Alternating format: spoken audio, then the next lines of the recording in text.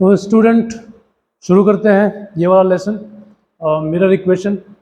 Mirror equation से पहले एक छोटी सी चीज़ और होती है, लेकिन वो इतना डिटेल में लिखने की ज़रूरत नहीं है, उसको समझ लेते हैं यहाँ पर ही छोटा सा कि यहाँ पर ये हमको दिख रहा है पॉइंट P और पॉइंट C। पॉइंट P है पोल ऑफ द मिरर। हम यहाँ पर डायग्राम में कॉन्केव मिरर ले रहे हैं, तो यहाँ पर पॉइंट P है पोल और C है सेंटर ऑफ कर्वेचर। तो P और C जो होता है वो होती है radius of curvature. Radius of curvature और इसकी हाफ लेंथ होती है फोकल लेंथ। तो रेडियस ऑफ कर्वेचर और फोकल लेंथ में रिलेशन होता है, वो होता है F=R/2। तो छोटा सा रिलेशन है, इसको हम डायरेक्ट यूज़ कर लेंगे, यहाँ पे यूज़ करना होगा। हम चलते हैं मिरर इक्वेशन की ओर। मिरर इक्वेशन क्या होती है उसको जानते हैं पहले। जो आपको कॉन्केव मिरर दिख रहा है उसमें एक डायग्राम ड्रॉ किया है यहाँ पर। ये उसका फोकल पॉइंट, ये सेंटर ऑफ कर्वेचर, और इसके पीछे की तरफ ऑब्जेक्ट को हम बता रहे हैं यहाँ पर AB हाइट से। तो ऑब्जेक्ट यहाँ है, उससे 3 रेज निकलते हुए मान रहे हैं हम, और यहाँ पर जब ये रियल में मिलती है लाइट रे, तो यहाँ पर इसकी इमेज बनती है। तो जब लाइट रेज मिरर के सामने रियल में मिलती है तो वहाँ रियल इमेज बनती है, और अगर वर्चुअली मीट करती है किसी भी पॉइंट पर, चाहे कॉन्वेक्स मिरर हो, तो वहाँ पर हम कहते हैं ये वर्चुअल इमेज होती है। इस केस में हमारे पास रियल में मिल रही है तो ये रियल इमेज है। तो यहाँ पर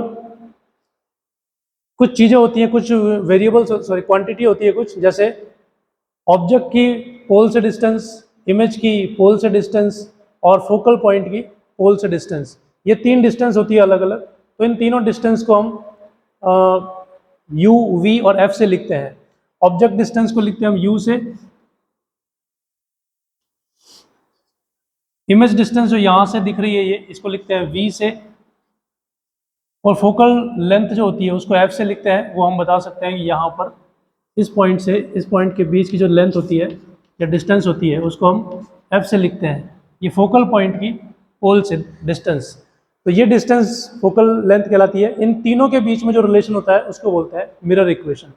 ये तीनों के बीच में जो रिलेशन होगा वो निकालते हैं हम इस डायग्राम की हेल्प से। थोड़ी ज्योमेट्री यूज़ करते हैं, सिमिलर ट्राइंगल की जो प्रॉपर्टी होती है वो काम में लेकर हम एक रिलेशन डिराइव करते हैं। तो सबसे पहले इस डायग्राम को समझते हैं हम। ये कॉन्केव मिरर है, pole, focal point, centre of curvature, और ये ऑब्जेक्ट है यहाँ पर। तो ऑब्जेक्ट से 3 रेज जो निकलती है वो as per the rules of reflection जो होता है वो उसको हम यहाँ पर और यहाँ पर रिफ्लेक्ट करवाते हैं। तो जो लाइट पैरेलल आती है वो रिफ्लेक्शन के बाद फोकल पॉइंट से निकलती है। जो लाइन डायरेक्ट पोल पे आती है वो I=R का रिलेशन मेंटेन करते हुए, रिफ्लेक्शन का लॉ फॉलो करते हुए यहाँ से वापस निकल जाती है। जो लाइट रे फोकल पॉइंट पे आएगी डायरेक्ट, वो पैरेलल होकर रिफ्लेक्ट हो जाएगी, रिफ्लेक्ट होकर पैरेलल हो जाएगी। तो यहाँ पर तीनों मिलती है, और यहाँ जहाँ रियल में मिलती है वहाँ पर इमेज बनती है। तो इमेज को हम B' से बता रहे हैं यहाँ पर, जो कि रियल और इन्वर्टेड है, ऑब्जेक्ट से साइज में छोटी है। तो ये डायग्राम है हमारा, और ये इसकी ज्योमेट्री यूज़ करेंगे। तो जो जो लाइट रे है वहाँ पर हमने एरो बताया, ये लाइट रे नहीं, ये प्रिंसिपल एक्सिस है, तो इसको हमने एरो से नहीं बताया। एक चीज़ और जो यहाँ पर हम ध्यान देंगे वो ये है कि मिरर इतने बड़े नहीं होते हमारे पास। जो ये मिरर इक्वेशन काम में ली जाती है वो छोटे मिरर के लिए काम में ली जाती है। तो ये मिरर जो होते हैं साइज में छोटे होते हैं, कुछ सेंटीमीटर के, 3-4 सेंटीमीटर तक की जो उनकी अपर्चर होती है वो होती है। तो ये इतना बड़ा नहीं होता है। तो हम कहते हैं कि अगर मिरर छोटा होगा तो पॉइंट M बहुत पास में आ जाएगा यहाँ पर। उस केस में हम कहेंगे कि ये डिस्टेंस जो है यहाँ की, उसको हम एक स्ट्रेट लाइन के रूप में मान सकते हैं अप्रोक्सीमेशन के हिसाब से। तो अब देखते हैं हम मिरर इक्वेशन कैसे डिराइव करते हैं। तो यहाँ पर हम 2 सिमिलर ट्राइंगल देखते हैं, A', B', F। मतलब ये जो ट्राइंगल दिख रहा है, इस ट्राइंगल को देखेंगे हम। आप चाहे तो जब आप इसको वीडियो को देख रहे हैं तो सॉल्व करते समय या रफ में करते समय इस ट्राइंगल को अलग से ड्रॉ कर सकते हैं। जैसे यहाँ पर आपने अलग से ड्रॉ कर दिया ताकि समझने में आसानी हो। दूसरा ट्राइंगल लेंगे हम MPF। तो ये जो ट्राइंगल दिख रहा है ये, तो इसको भी आप अलग से ड्रॉ कर सकते हो। अभी मैंने जैसा कि बताया था कि ये मिरर बहुत छोटे होते हैं, तो पॉइंट यहाँ P के पास में होगा, तो हम इसको लगभग स्ट्रेट लाइन मानते हुए ट्रीटमेंट कर सकते हैं। तो ये 2 ट्राइंगल सिमिलर ट्राइंगल है, क्योंकि ये एंगल जो है इक्वल है, और एक एक एंगल इनमें राइट एंगल ट्राइंगल है जो यहाँ से बनेगा एक अप्रॉक्सीमेशन से। तो सिमिलर ट्राइंगल होने के कारण हम एक जो प्रॉपर्टी होती है सिमिलर ट्राइंगल की वो यहाँ पर काम में लेंगे कि दोनों ट्राइंगल की जो आर्म्स है, जो साइड्स हैं, B' A',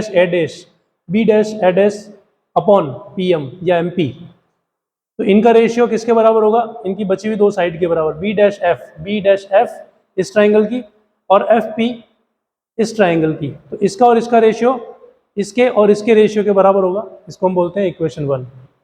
आप वीडियो पॉज करके आराम से देख सकते हो। सेकंड नाम आते हैं, दो और ट्राइंगल बन रहे हैं यहाँ पर। एक ट्राइंगल है APB, ट्राइंगल APB, तो बहुत बड़ा ट्राइंगल बन रहा है। ये यहाँ से शुरू हो रहा है, यहाँ तक आ रहा है और पीछे तक जा रहा है वापस। तो ये ट्राइंगल बन रहा है यहाँ पर APB, यहाँ बता रहे हैं हम। और दूसरा ट्राइंगल बन रहा है B dash PA dash, B dash PA dash.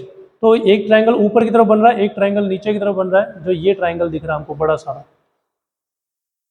ये भी सिमिलर ट्राइंगल है, क्योंकि एक एक एंगल इनमें 90 डिग्री का है और एक एक एंगल यहाँ बराबर है। I इक्वल टू R, जो लॉ ऑफ रिफ्लेक्शन से आ रहा है यहाँ पर, ये एंगल जो है ये बराबर है। तो ये भी सिमिलर ट्राइंगल होते हैं, जैसा कि मेंशन किया है यहाँ पर। तो सिमिलर ट्राइंगल है तो वापस सिमिलर ट्राइंगल की एक प्रॉपर्टी को यहाँ पर यूज करते हैं। इन दोनों ट्राइंगल की दो साइड जो है इनका रेशियो बराबर होगा। तो B dash A upon BA, B dash A इस ट्राइंगल में ये है, sorry B dash A dash होगा, B डैश A डैश, ये इसका रेशियो और इसका रेशियो BA ये बराबर होंगे किसके, B डैश P BP, इन दोनों के बराबर। ये वाली साइड नीचे वाले ट्राइंगल की B dash P upon BP, तो ये दोनों इस तरह से बराबर होंगे इन दोनों ट्राइंगल में। अब क्योंकि यहाँ पर BA है तो हम इसको चेंज करते हैं, BA जो है वो MP के बराबर होगा। ये पैरेलल आ रही है तो यहाँ MP के बराबर होगा, यहाँ भी हमने मेंशन किया है। तो BP की जगह हम, BA की जगह हम PM लिख सकते हैं। हम डायग्राम में देखकर भी नोट कर सकते हैं ऐसा। तो हमारे पास ये इक्वेशन आ जाती है 2। इक्वेशन और 1 और 2 में हम देखते हैं तो जो लेफ्ट हैंड साइड है B dash A dash upon PM और यहाँ भी B dash A dash upon PM, ये दोनों बराबर हैं। जब लेफ्ट हैंड साइड दोनों के बराबर है तो राइट हैंड साइड भी बराबर होनी चाहिए। तो फ्रॉम इक्वेशन 1 एंड 2 हम देखते हैं कि B dash F upon FP यहाँ से और B dash P upon BP यहाँ से। तो ये चीज़ें हमारे पास, ये एक फाइनल इक्वेशन आती है हमारे पास अभी तक के लिए। अब क्या करेंगे, ये जो चार अलग अलग साइड्स आई हैं हमारे पास, उसको इस ज्योमेट्री में से देखकर सॉल्व करने की कोशिश करेंगे कि किसकी क्या वैल्यू है। जैसे B डैश P की वैल्यू है -V, B डैश P की वैल्यू -V है। माइनस कहाँ से है, साइन कन्वेंशन के साथ। FP की वैल्यू है -F, BP की वैल्यू है -U। तो पिछले चैप्टर में, पिछली क्लास में बताया था ये कि ये साइन कन्वेंशन क्या होती है। एक बार रिफ्रेश करते हैं इसको। इमेज डिस्टेंस की साइन कन्वेंशन देखते हैं। यहाँ इमेज बन रही है, हमने वहाँ पर कहा था कि हर डिस्टेंस को पोल से मेजर किया जाता है और इंसिडेंट लाइट की डायरेक्शन को पॉजिटिव माना जाता है। इसके अगेंस्ट जो भी डिस्टेंस मेजर की जाती है वो नेगेटिव होती है। तो यहाँ से पोल से चलेंगे हम इमेज की तरफ, तो हम इंसिडेंट लाइट की डायरेक्शन के ऑपोजिट जा रहे हैं। तो ये V आएगा यहाँ पर, जो कि माइनस में होगा as per the rule of sign convention. FP की बात करते हैं तो इसको P से F की तरफ जाएंगे तो अगेन हम इंसिडेंट लाइट के ऑपोजिट जा रहे हैं, डायरेक्शन के ऑपोजिट, तो -F आएगा, वहाँ मेंशन किया माइनस। और BP ये है, या P भी बोलो, ये है ऑब्जेक्ट डिस्टेंस U, लेकिन वो भी माइनस में है क्योंकि यहाँ से P से चलेंगे हम B की ओर या BA की ओर, ऑब्जेक्ट की तरफ, तो इंसिडेंट लाइट की ऑपोजिट डायरेक्शन में जा रहे हैं हम, इसलिए ये भी माइनस में आएगा।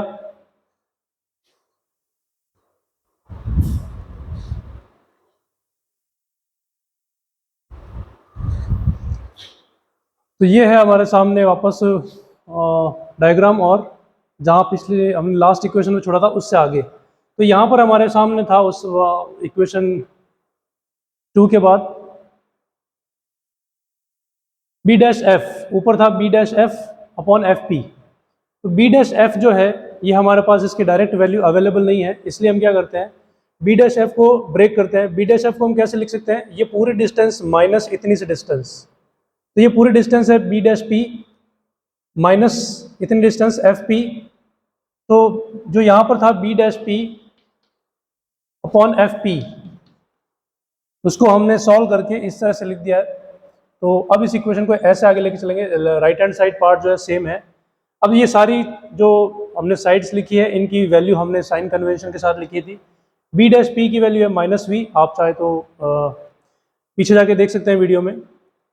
और एफ पी की जगह आएगा माइनस एफ साइन कन्वेंशन के साथ, ये minus as it is carry हो रहा है, और एफ पी अपॉन नीचे minus F equal to minus V upon minus you.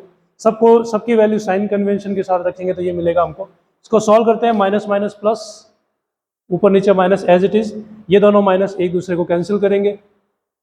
इसको सॉल्व करके लिखते हैं तो v अपॉन एफ करते हैं तो यहाँ पर माइनस माइनस अगेन प्लस हो जाएगा, और ये प्लस और माइनस माइनस रह जाएगा, one F upon F one रहेगा।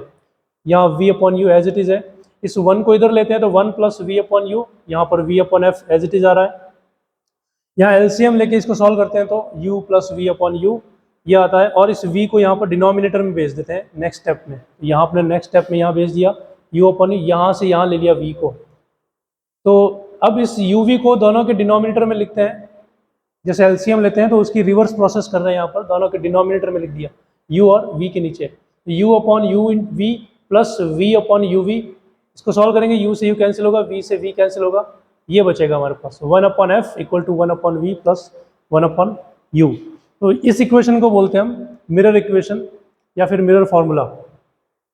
मिरर से रिलेटेड जो भी प्रॉब्लम होती है न्यूमेरिकल प्रॉब्लम, उनको सॉल्व करने के लिए हम इस इक्वेशन को काम में लेते हैं।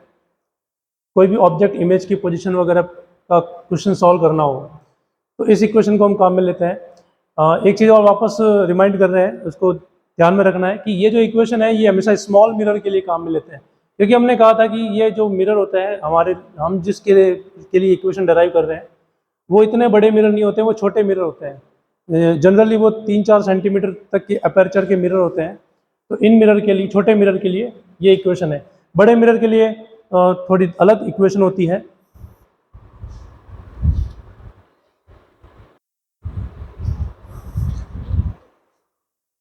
अगली जो इम्पोर्टेंट क्वांटिटी होती है मिरर के रेस्पेक्ट में वो होती है मैग्नीफिकेशन।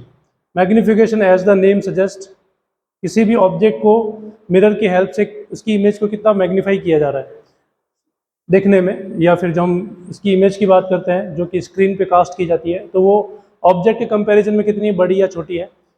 तो ऑब्जेक्ट इमेज साइज और ऑब्जेक्ट साइज जो होता है, इनकी रेशियो जो होता है वो मैग्नीफिकेशन कहते हैं हम।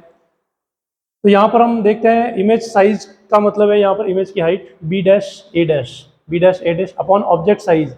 ऑब्जेक्ट साइज यहाँ से लेंगे B A is equal to, अब ये चीज़ जो है हमने ज्योमेट्री से ली है। अगर इन ट्राइंगल को देखें तो हम ये एक ट्राइंगल ये यूज़ हो रहा है और एक ट्राइंगल ये यूज़ हो रहा है। तो इन ट्राइंगल में अगर ये सिमिलर ट्राइंगल है तो इनमें आएगा B dash P upon B P, B dash P upon B P. Similar triangle की जो प्रॉपर्टी वापस यूज़ करते हुए लिख रहे हैं ऐसे, तो इनकी वैल्यू आती है एच डैश अपॉन ए। अब साइन कन्वेंशन के साथ लिखेंगे तो क्योंकि B dash A dash principal axis से नीचे की तरफ है तो इसका साइन कन्वेंशन माइनस होगा, और ये ऊपर की तरफ है बी ए तो प्लस में रहेगा।